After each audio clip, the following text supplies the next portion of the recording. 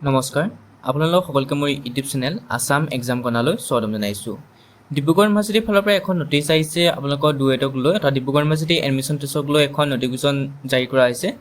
ইয়াত আপোনালোকৰ final answer কি দিয়া হৈছে, লগতে এটা কথা মেনশ্যন কৰিছে বুলি এটা বিশেষ নিয়ম তেওঁলোকে আৰম্ভ কৰিছে। যিহেতু আপোনালোকে গম পায় যে পষ্ট গ্ৰেজুৱেট এণ্ট্ৰেন্স এক্সামটোক এটা বিশেষ ৰূপত দিয়া হৈছিলে যে DUAT অৰ্থাৎ ডিব্ৰুগড় ইউনিভাৰ্চিটি এণ্ট্ৰেন্স টেষ্ট।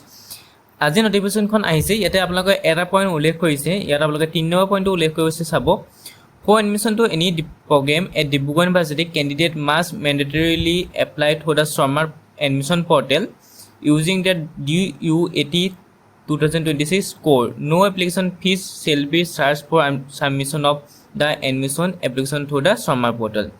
অৰ্থাৎ এতিয়া কৈছে যে আপোনালোকে যি ডিপাৰ্টমেণ্ট আছে বা ডিব্ৰুগড় ইউনিভাৰ্চিটিৰ যিবিলাক কোৰ্চ আছে, ধৰি লওক আপুনি মাষ্টাৰ ডিগ্ৰী কোনোবা জুলজি পঢ়িব বিচাৰিছে, কোনোবা বটানী, কোনোবা এডুকেশ্যন, কোনোবা ইকনমিক্স, পলিটিকেল চায়েন্স যি পঢ়িব বিচাৰিছে, তাৰ কাৰণে আপোনালোকে ছেপাৰেটলি এতিয়া কি কৰিব লাগিব, যিখন স্ক'ৰ কাৰ্ড পাব সেই স্ক'ৰ কাৰ্ডখনৰ ওপৰত ভিত্তি কৰি আপোনালোকে এপ্লাই কৰিব লাগিব, সেই ডিপাৰ্টমেণ্টৰ কাৰণে এপ্লাই কৰিব লাগিব। বা সেই কলেজবোৰত যিবিলাক কলেজ আছিল, ধৰি লওক আপোনালোকে ডিব্ৰুগড় ইউনিভাৰ্চিটিৰ আণ্ডাৰত থকা কলেজবোৰত কিছুমান PG কোৰ্চ অফাৰ কৰে ন, সেইবিলাকত আপোনালোকে ছেপাৰেটলি এপ্লাই কৰিব লাগিব। অৰ্থাৎ এইবুলি আপোনালোকৰ এণ্ট্ৰেন্স এক্সামটো হয়তো এনেকৈ অকল ডিব্ৰুগড় ইউনিভাৰ্চিটি বুলিয়ে পতা নাছিলে, হয়তো যিবিলাক কলেজ আছে কলেজবিলাকৰ কাৰণেও পাৰ্টিচিপেট কৰিবৰ কাৰণে সেইকাৰণে এটাতে ছিষ্টেম কৰি দিলে যে ডুৱেট এক্সামটো পাতি দিলে যাতে চবৰ কাৰণে ছেম থাকে। সেইকাৰণে আপোনালোকৰ এইটো পইণ্ট উল্লেখ কৰিছে নটিফিকেশ্যনখনত যে এতিয়া আপোনালোকে DUAT স্ক'ৰ কাৰ্ড পোৱাৰ পিছত যি স্ক'ৰ পাব, স্ক'ৰ অৰ্থাৎ আপোনালোকৰ যেতিয়া আপোনালোকে এণ্ট্ৰেন্স এক্সামৰ ৰিজাল্ট দিব, ৰিজাল্টৰ পিছত যিটো স্ক'ৰ পাব সেই স্ক'ৰৰ ওপৰত ভিত্তি কৰি আপোনালোকে adm.sharma.edu.in গৈ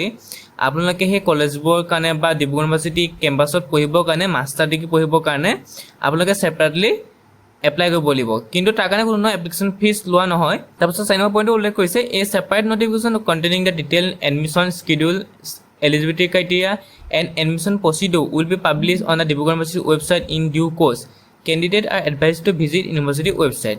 অৰ্থাৎ তেওঁলোকে কৈছে যে ছেপাৰেটলি নটিফিকেশ্যন দিয়া হ'ব, স্কেডিউল দিয়া হ'ব, এলিজিবিলিটি ক্ৰাইটেৰিয়াটো দিয়া হ'ব, এডমিশ্যন প্ৰচিডিউৰটো দিয়া হ'ব। গতিকে আপোনালোকে গম পাব। অৰ্থাৎ এইবুলি হয়তো ডিব্ৰুগড় ইউনিভাৰ্চিটিয়ে হয়তো পষ্ট গ্ৰেজুৱেট এণ্ট্ৰেন্স এক্সামৰ কাৰণে হয়তো এটা মিনিমাম কাট অফ মাৰ্ক ধৰি দিব, যাতে ইমান নম্বৰ পালেহে আপোনালোকে হয়তো পষ্ট গ্ৰেজুৱেট পঢ়িবৰ কাৰণে এপ্লাই কৰিব পাৰিব। গতিকে